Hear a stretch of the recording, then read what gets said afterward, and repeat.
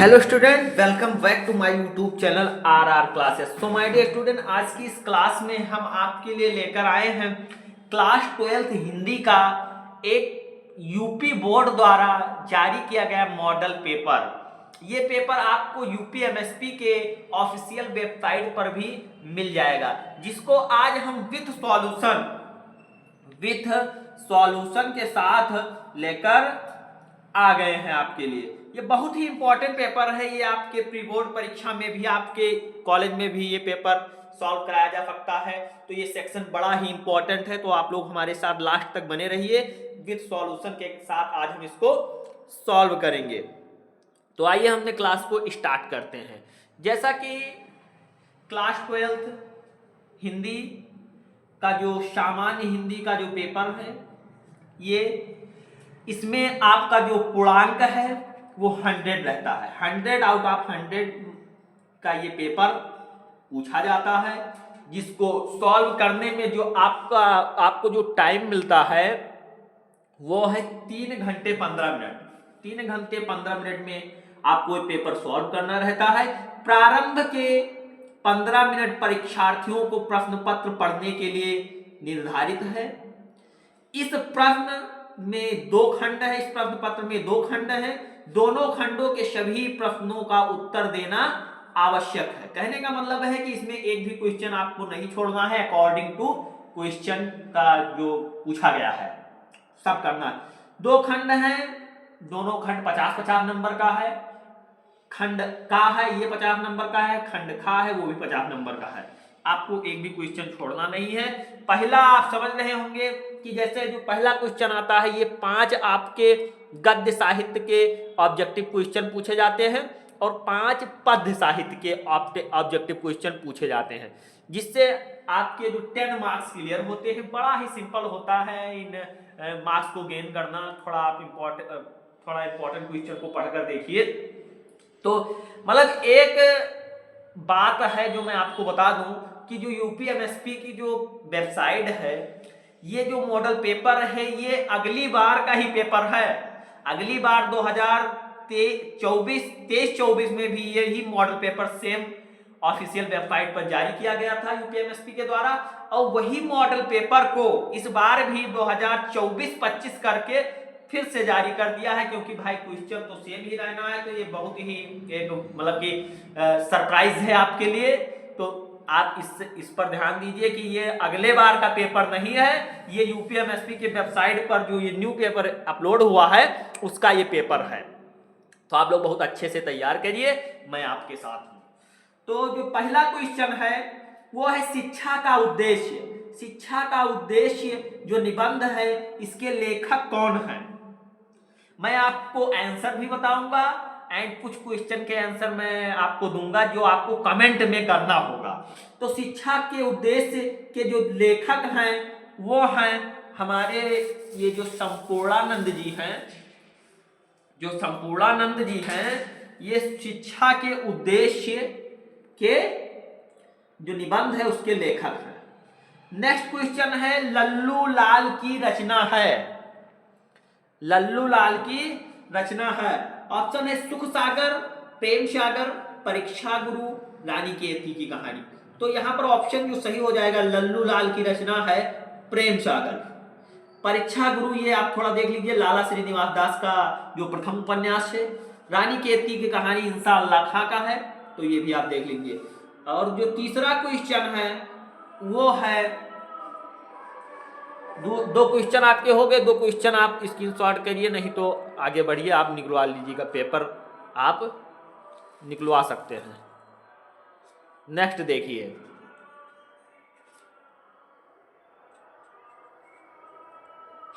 पर्दा कहानी के लेखक हैं। पर्दा कहानी के लेखक कौन हैं? पर्दा कहानी के लेखक हैं वो यशपाल हैं। जो पर्दा कहानी के लेखक हैं वो कौन है? यशपाल।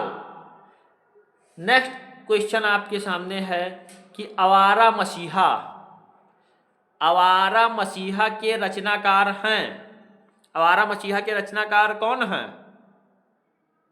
तो आवारा मसीहा के जो रचनाकार हैं वो विष्णु प्रभाकर जी हैं। विष्णु प्रभाकर जी आवारा मसीहा के रचनाकार हैं। हाँ, तो नेक्स्ट क्वेश्चन जो है वो है बाण भट्ट की आत्मकथा के लेखक हैं। बाण भट्ट की आत्मकथा के लेखक हैं कौन है? महावीर प्रसाद द्विवेदी जी हैं, सरदार पूर्ण सिंह, वासुदेव शरण अग्रवाल और हजारी प्रसाद द्विवेदी जी। तो इसमें से जो बाण भट्ट की आत्मकथा के जो लेखक हैं वो हैं डॉक्टर हजारी प्रसाद द्विवेदी। ये हजारी प्रसाद द्विवेदी जी जो हैं ये बाण भट्ट की आत्मकथा के लेखक हैं। तो ये 5 क्वेश्चन आपके हिंदी गद्य साहित्य से हुए। अब आपको 5 क्वेश्चन देखना है हिंदी पद्य साहित्य के। 5 क्वेश्चन आपको देखना है। 5 नंबर आपने क्लियर किया, आपके 5 नंबर क्लियर हुए। फिर नेक्स्ट क्वेश्चन देखिए, दूसरा है जो, हाँ, तो जो नेक्स्ट क्वेश्चन है वो है कामायनी किस युग की रचना है? कामायनी किस युग की रचना है? द्विवेदी युग, छायावादी युग, भारतेंदु युग, प्रगतिवाद युग। तो भाई जो कामायनी है जयशंकर प्रसाद जी की जो रचना है, और ये जयशंकर प्रसाद जी किसके लेखक है? छायावादी युग के लेखक हैं। तो ये आप निसंदेह यही सही होगा। नेक्स्ट क्वेश्चन है निम्नलिखित कवियों में से कौन प्रगतिवादी युग का है? अग्रदास हैं, तुलसीदास, नंददास, रामधारी सिद्धिनकर। इनमें से कौन ऐसे कवि हैं जो प्रतिवादी युग के हैं? तो जो ऑप्शन फर्स्ट है आपका जो अग्रदास जी, ये ऑप्शन सही होगा। अग्रदास जी हैं वो प्रगतिवादी युग के कवि हैं। नेक्स्ट क्वेश्चन आप लोग देखिए कि तार सप्तक का प्रकाशन वर्ष है। तार सप्तक का प्रकाशन वर्ष है क्या है? तो तार सप्तक का जो प्रकाशन वर्ष है वो 1943 ईस्वी है। 1943 ईस्वी में जो तार सप्तक का प्रकाशन वर्ष है। तो इसको आप कैसे याद रखें? जैसे तार सप्तक, इसमें ता और सा है तार सप्तक में, और 1943 इसमें भी ता से 43 है। तो ये आप इससे याद रखेंगे कि तार सप्तक का जो प्रकाशन वर्ष है ये 1943 ईस्वी है। नेक्स्ट क्वेश्चन आप लोग थोड़ा ध्यान से देखिए। द्विवेदी युग की रचना है। द्विवेदी युग की रचना क्या है? प्रिय प्रवास, साकेत, भारत भारती, कामायनी। तो जो ये आपकी जो कामायनी है ये द्विवेदी युग की रचना है। नेक्स्ट आप लोग पढ़िए, फिर ऑप्शन आपको दिखाते हैं कि जो ये है 5वां क्वेश्चन, अष्टछाप के कवियों का संबंध है भक्तिकाल की किस शाखा से है? भक्तिकाल की किस शाखा से है? ये थोड़ा ध्यान से देखिए, मैं आपको ऑप्शन दिखा रहा हूं।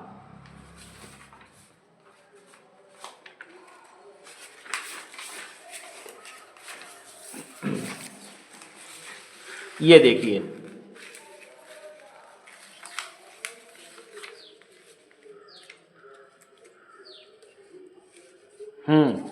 तो भक्तकाल की किस शाखा से है? राम भक्ति शाखा से, या ज्ञानशयी शाखा से, या प्रेमाशयी, या कृष्ण भक्ति शाखा से? तो जो ये है ये कृष्ण भक्ति शाखा से है। कृष्ण भक्ति शाखा से। तो ये आपने 10 नंबर क्लियर किया। अब हम देखेंगे, लेकर आए हैं आपके लिए जो नेक्स्ट क्वेश्चन है, प्रश्न 3 है, वो है दिए गए गद्यांश पर आधारित प्रश्नों का उत्तर लिखिए। इसमें आपको 5 प्रश्न दिए रहेंगे। प्रत्येक प्रश्न 2 मार्क्स के होंगे, जिनसे आपके जो 10 मार्क्स हैं वो क्लियर होंगे। गद्यांश दिया रहेगा, आप उसको पढ़िए, गद्यांश को पहचानिए, उसके पाठ का नाम क्या है, लेखक उसके कौन है, ये आपको पहचानना है, और उसके जो आंसर हैं वो इसी गद्यांश में छिपे रहते हैं, ढूंढकर लिखना होता है। तो ध्यान से देखिए, पहले गद्यांश, आइए पहले हम गद्यांश को ध्यान से पढ़ते हैं। तो यहाँ पर लिखा गया है कि धरती माता की कोख में जो अमूल्य निधियां भरी हैं, जिनके कारण वह वसुंधरा कहलाती है, उससे कौन कौन परिचित ना होना चाहेगा। लाखों करोड़ों वर्षों से अनेक प्रकार की धातुओं को, पृथ्वी को पीस पीस कर अगणित प्रकार की मिट्टियों से पृथ्वी की देह को सजाया है। हमारे भावी आर्थिक अभ्युदय के लिए इन सब की जांच पड़ताल आवश्यक है। आपने पढ़ा, डैश कर आप डाल देंगे, धरती माता की कोख डॉट डॉट डॉट डॉट जांच पड़ताल करना आवश्यक है, इतना आप डाल देंगे, पूरा लिखने में नहीं फंसेंगे। उसके बाद में आप क्वेश्चन पढ़ेंगे। ये पांचों क्वेश्चन आपके सामने हैं। जो पहला क्वेश्चन है, उपर्युक्त गद्यांश का संदर्भ लिखिए। तो उपर्युक्त गद्यांश का संदर्भ कैसे आपको लिखना है, थोड़ा ध्यान से सुनिए। आपको संदर्भ डाल देना है, हेडिंग। उसके बाद में लिखना है प्रश्न। ये आपने पहचाना कि धरती माता है, इसमें कोख है, अमूल्य निधियां हैं, तो आप पहचान गए होंगे कि ये राष्ट्र का स्वरूप से लिया गया है और जो इसके लेखक हैं वासुदेव शरण अग्रवाल जी हैं। तो ये प्रस्तुत गद्यांश हमारी पाठ्य पुस्तक हिंदी के राष्ट्र के स्वरूप नामक पाठ से लिया गया है, जिसके लेखक वासुदेव शरण अग्रवाल जी हैं। आपके 2 नंबर पक्के हुए। धरती माता, धरती वसुंधरा क्यों कहलाती है, ये यहाँ पर लिखा है कि धरती माता की कोख में जो अमूल्य निधियां भरी हैं, जिनके कारण यह वसुंधरा कहलाती है। ऐसा आप अपने शब्दों में लिख देंगे कि धरती माता की कोख में जो अमूल्य निधियां भरी हैं, उसके कारण वह वसुंधरा कहलाती है। नेक्स्ट, रेखांकित अंश की व्याख्या कीजिए। रेखांकित अंश की व्याख्या पूरा आपको नहीं लिखना है, जिस लाइन के मतलब की नीचे अंडरलाइन है उतने का ही आपको व्याख्या लिखना है। इसमें क्या लिखना है, आपको यही जो है हूबहू नहीं लिखना है, थोड़ा अपने हिसाब से कुछ चेंज कर कर लिख देना है। आपके 2 नंबर पक्के हो जाएंगे। पृथ्वी की देह को किसने सजाया है, इसी में है। थोड़ा 1 लाइन 2 लाइन इसमें कंप्यूटर के कुछ मिसप्रिंट से कट गया है, 1-2 लाइन वो आप देख लेंगे। गद्यांश, ये वाला गद्यांश आप अपनी बुक में खोज लेंगे, वहां पर लिखा है कि पृथ्वी ने मतलब को पीस पीस कर उसको सजाया है, ये उसमें दिया गया है। अब नेक्स्ट क्वेश्चन है, भावी आर्थिक अभ्युदय हमें क्या करना चाहिए, हेतु अभ्युदय हेतु हमें क्या करना चाहिए। यहाँ पर लिखा है हमारे भावी आर्थिक अभ्युदय के लिए इन सबकी जांच पड़ताल करना आवश्यक है। आप लिख देंगे, आपके जो 10 नंबर क्लियर हो जाएंगे। तो आई होप कि आपको ये प्रश्न 3 बहुत अच्छे से समझ में आया होगा। मान लीजिए ये क्वेश्चन आपको नहीं आ रहा है और कर कर अथवा कर कर नेक्स्ट क्वेश्चन दिया है, आप उससे टकराइए। ये क्वेश्चन अगर आपको आता हो तो आप इसको करिए। नेक्स्ट क्वेश्चन है, ये 1 महीने कराए, एक अपने खुद से करिए। अशोक का फूल, ये भी थोड़ा ला पढ़ लेते हैं या खुद से कर लीजिएगा। ये क्वेश्चन इसमें जो है अशोक के फूल से लिया गया है और इसके लेखक हजारी प्रसाद द्विवेदी जी हैं। आप लोग पढ़िए क्वेश्चन, इसको करिए क्योंकि टाइम भी आपके पास बहुत कम है। हमको अभी पूरे 100 नंबर का पेपर आज हल करना है। तो ये आपके हो गए अथवा करके। नेक्स्ट जो क्वेश्चन 4 आपको आपके बोर्ड एग्जाम में पूछा जाता है, ये पद्यांश से आधारित क्वेश्चन पूछा जाता है। पद्यांश से आधारित क्वेश्चन पूछा जाता है जिसमें आपको पद्यांश दिया रहता है, जिसके आपको संदर्भ लिखना है, उसकी व्याख्या करनी है। उसमें जो कुछ क्वेश्चन पूछे गए हैं उसको भी आपको करना है। तो इसको थोड़ा ध्यान से पढ़िए। लिखा है कि दिए गए पद्यांश पर आधारित निम्नलिखित प्रश्नों का उत्तर दीजिए।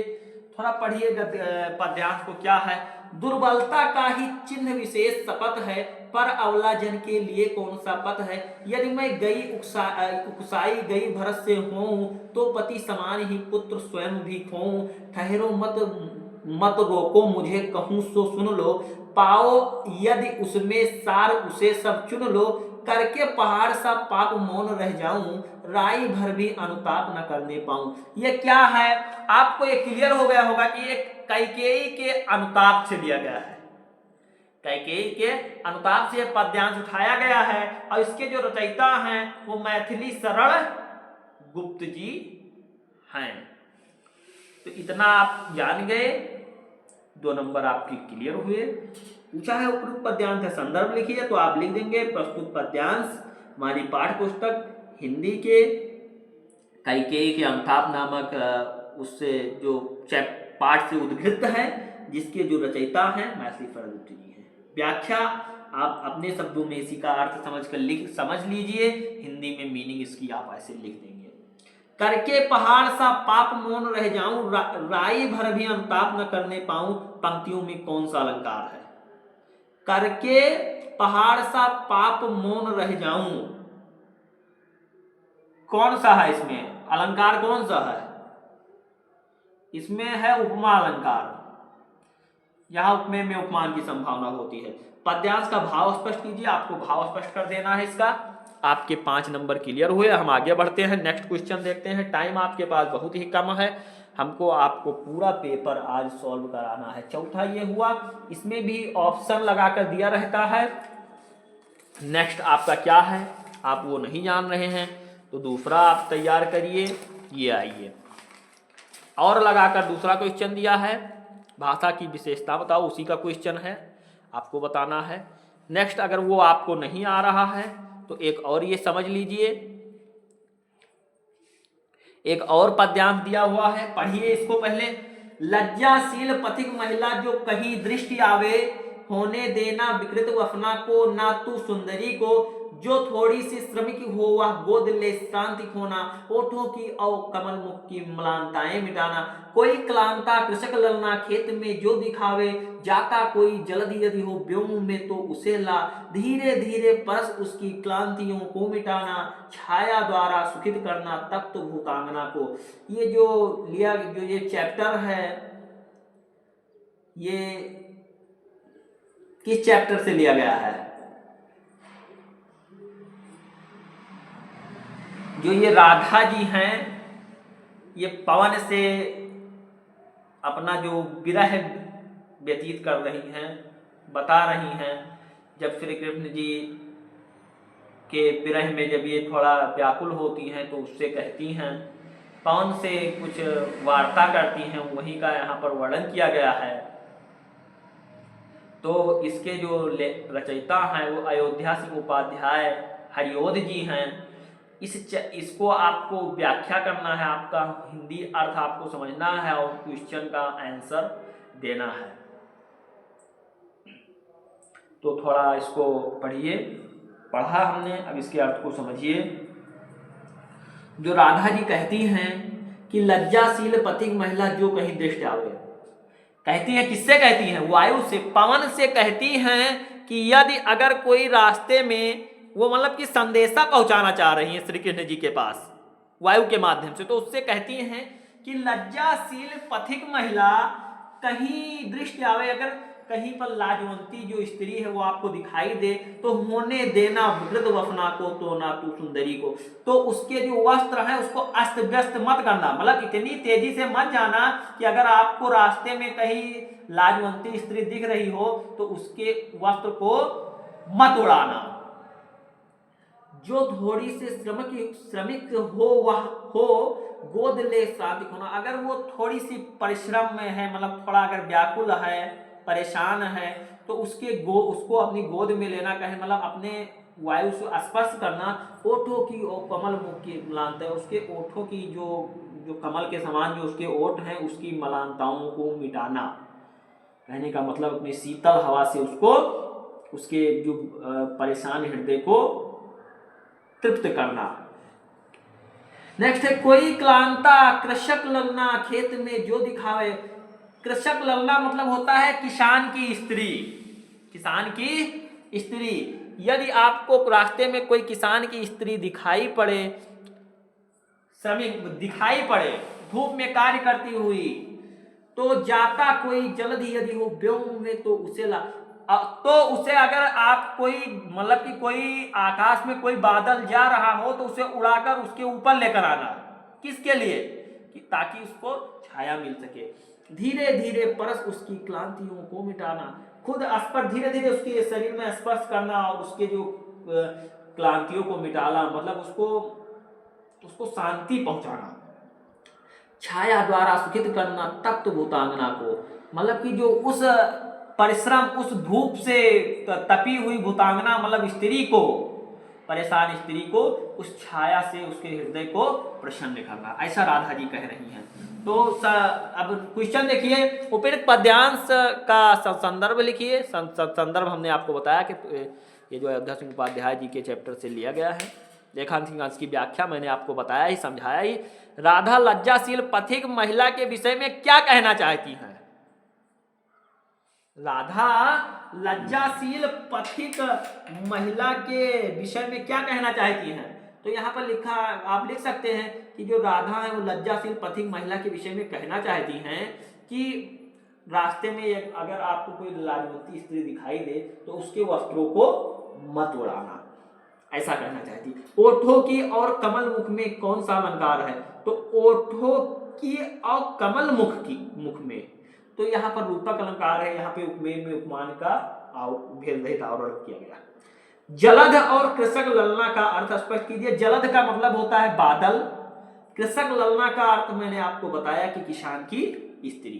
तो ये आपके 10 नंबर इस तरीके से क्लियर हुए। नेक्स्ट क्वेश्चन की तरफ आप आगे बढ़िए। टाइम भी आपके पास बहुत कम है, आपको पूरा पेपर भी आपको आज सॉल्व करना है। नेक्स्ट क्वेश्चन है,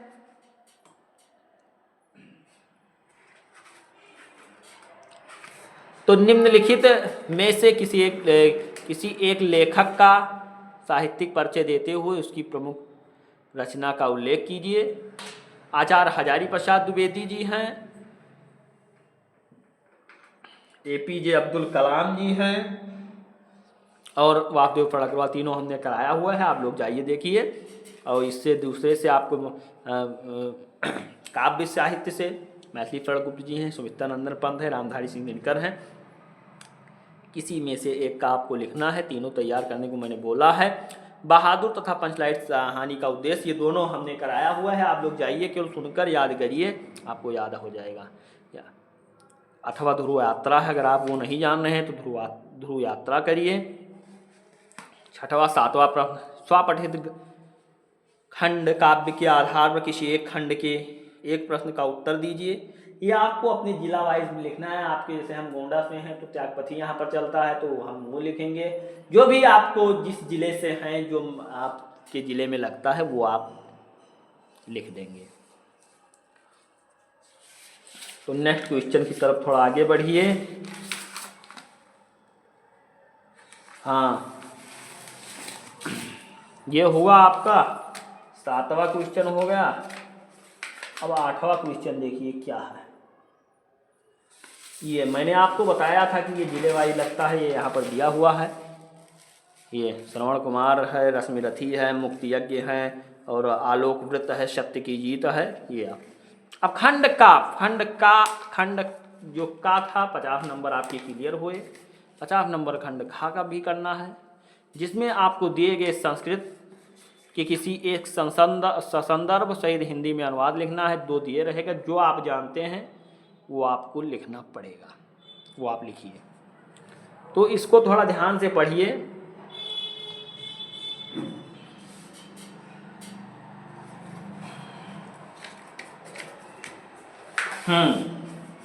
तो महामना मालवीय विद्वानः वक्ता धार्मिक नेता पटु पत्रकार च आसीत्। परमस्य सर्वोच्च गुण जन सेवयो आसीत्। यत्र कुत्रापि अयं जनानां दुखितां पीड़े न तम तत्रोषा शीघ्रमेव उपस्थिता सर्वविघ्नं सहमस्य अकरोत्। प्राणिशो अस्य स्वभाव आसीत्। ये आपको लिखना है, आपको इसका हिंदी लिखना है। नेक्स्ट ये हंस राजा तदेव परिषद मध्य का आत्मना भाग, ये आपको लिख देना, चाहे वो करिए चाहे ये करिए। नेक्स्ट जो आपका खा है वो एक आपको श्लोक दिया रहेगा, 2 श्लोक दिया रहेगा, जो आप जानते हैं उसका संदर्भ सहित आपको व्याख्या लिखना है। सुभाषित रत्नांत तैयार कर लीजिए, हिंदी वर्ड मीनिंग के साथ पढ़ लीजिए। इससे ये 7 नंबर आपके केवल पक्के हो जाएंगे सुभाषित रत्नान वाला चैप्टर पढ़ने से। तो आप लोग इसको तैयार करिए, श्योर है। नेक्स्ट क्वेश्चन है निम्नलिखित, आइए व्याकरण सेक्शन में आ गए हम लोग। निम्नलिखित मुहावरों में से किसी एक का अर्थ लिखकर वाक्य प्रयोग कीजिए। तलवार की धार पर चलना, टका सा जवाब देना, एक ही आपको लिखना है। टका सा जवाब देना का मतलब जो होता है साफ इनकार करना, वाक्य प्रयोग आप कर लेंगे। दाल में काला होना मतलब कुछ गड़बड़ दिखाई देना। आप वहाँ प्रयोग कर लेंगे। आइए हम आगे बढ़ते हैं। पूरा पेपर आपको सॉल्व कराना है, क्लास लंबी भी ना होने पाए। नमक मिर्च लगाना, बढ़ा चढ़ा कर बताना। नेक्स्ट आपका जो 10वां दिया रहेगा आपठित गद्यांश दिया, ये आपके पाठ से नहीं रहेगा, आपठित आता है। इसमें से ही पढ़कर आपको क्वेश्चन का आंसर देना है। थोड़ा ध्यान से आइए पढ़ते हैं, इसके आंसर को बताता हूं आपको। यह कहना एक भूल है कि इच्छा, असंतोष, लोभ आदि के कारण मनुष्य आगे बढ़ने को प्रेरित होता है तथा समृद्धि प्राप्त करता है। वास्तव में इच्छा, असंतोष, लोभ आदि के कारण समाज में शोषण, कुटिलता, अत्याचार, भोग वृत्ति एवं अशांति को प्रोत्साहन मिला है। लोभ के कारण एक मिल खोलकर शोषण की शोषण की चक्की चलाई जाती है। हमें इच्छाओं का दमन नहीं करना है, बल्कि उनका उदात्तीकरण करना है, शमन करना है, उन्हें स्वस्थ दिशा देने हैं। सत्पुरुष कर्तव्य भावना से प्रेरित होते, आदर्शों से प्रेरणा प्राप्त करते हैं एवं निस्वार्थ तथा इच्छा मुक्त होकर भी धीरे धीरे साहस पूर्वक काम करते हुए उन्नत को स्वतः प्राप्त होते हैं। आदर्शों की कीमत पर आदर्शों को छोड़कर उन्नत पद प्राप्त करना सत्पुरुषों को शोभा नहीं देता। सत्पुरुष उज्जवल भविष्य के लिए योजना बनाकर प्रयत्न करते हुए महोच्च आदर्शों को आंखों से ओझल नहीं होने देते। यदि साधक पदोन्नति, धन अथवा सत्ता प्राप्त करता है तो व्यक्तिगत इच्छा की तृप्ति के लिए नहीं, प्रत्युत परोपकार के लिए, मानव मात्र की सेवा के लिए, ईश्वर की प्रसन्नता के लिए। यही है इच्छाओं का उदात्तीकरण। साधक का कर्तव्य है कि अपने और समाज के में भले के लिए व्यक्तिगत इच्छाओं से ऊपर उठ जाए। ये आपको हेडिंग डालकर डॉट डॉट कर लिख देना है, पूरा छापना नहीं है। क्वेश्चन आप पढ़िए, क्वेश्चन का आंसर लिखिए, बस। लेखक के अनुसार इच्छा, लोभ आदि का क्या परिणाम होता है, तो ये यहाँ पर लिखा है, हमने ये टिक किया है। इसको देखिए यहाँ से और यहाँ से, आप तो यहाँ तो लिखना है पहला आंसर। वास्तव में इच्छा, असंतोष, लोभ आदि के कारण समाज में शोषण, कुटिलता, अत्याचार, भोग वृत्ति एवं अशांति को प्रोत्साहन मिला। इतना ही आप लिख देंगे, पूरा नंबर आपको मिल जाएगा। नेक्स्ट, आदर्शों की रक्षा के लिए सत्पुरुष का क्या रुख होना चाहिए, ये यहाँ से आप लिख देंगे। आदर्शों की कीमत पर आदर्शों को छोड़कर उन्नत पद प्राप्त करना सत्पुरुषों को शोभा नहीं देता।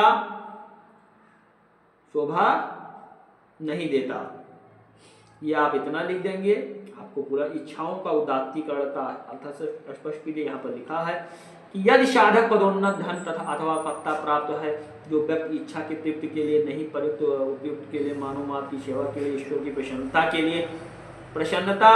के लिए, यही है इच्छाओं का उदात्तीकरण। ये आपके 3 नंबर क्लियर हुए, 5 नंबर आपको इससे मिल जाएंगे। नेक्स्ट दिया है, आप चाहे ये भी कर सकते हैं, पढ़कर वैसे सेम उसको हल करिए और इसके भी क्वेश्चन को आंसर लिखिए। 11वां क्वेश्चन है, निम्नलिखित में से शब्द युग्मों का सही अर्थ करके लिखना है। तो वसन व्यसन, वसन व्यसन का मतलब क्या होता है? वसन का मतलब होता है वस्त्र और व्यसन का मतलब होता है आदत। तो वसन मतलब होता है पहले वस्त्र और आदत। तो ऑप्शन नंबर सी जो है ये आपका राइट होगा। नेक्स्ट है अंबुज और अंबुद। अंबुज और अंबुद का अर्थ क्या होता है? आइए थोड़ा देखते हैं। क्लास भी बहुत लंबी हो गई है, लगभग आधे घंटे की क्लास हो गई है, मगर ये आप तैयार कर ही जाएंगे। तो अंबुज का होता है कमल और बादल। तो ऑप्शन नंबर सी यहाँ पर भी आपका राइट आंसर होगा। नेक्स्ट है, निम्नलिखित शब्दों में से किसी एक शब्द के 2 अर्थ लिखिए।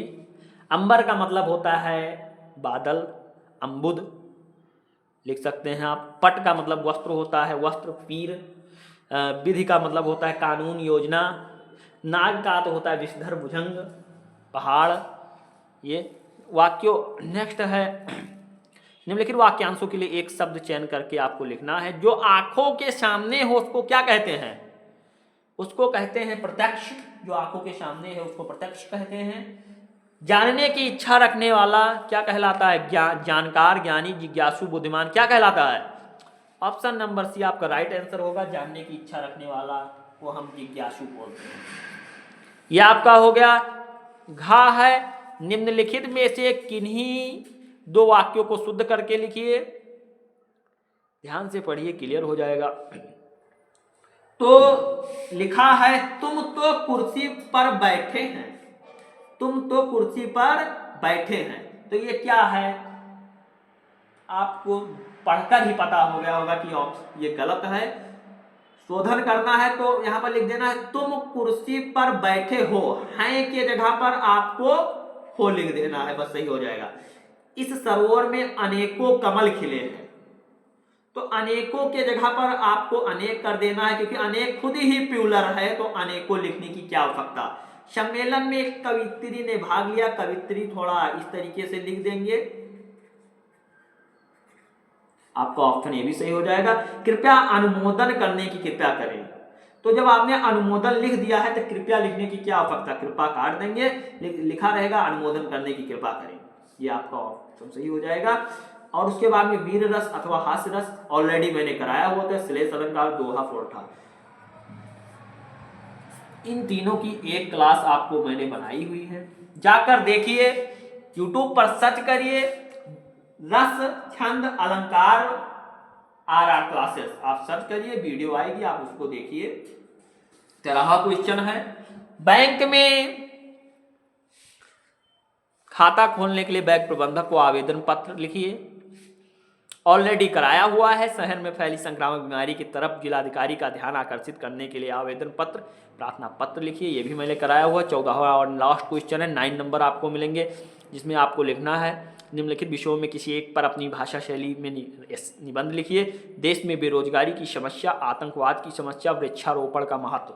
आप इसका जो फ्लो चार्ट बनाएंगे 2 नंबर आपको, उसके रूपरेखा अगर बनाएंगे तो आपको 2 नंबर मिल जाएगा, जो कि ऐसे बॉक्स में कर प्रस्तावना वगैरह हेडिंग ऐसे डालकर वहाँ पर बनाया लिखा जाता है कि आप उसके बारे में, निबंध के बारे में क्या लिखे हैं वो यहीं पर क्लियर हो जाता है। तो ऐसा आप बनाएंगे, 2 नंबर उससे मिलेंगे, 7 नंबर आपको लिखने पर मिलेंगे।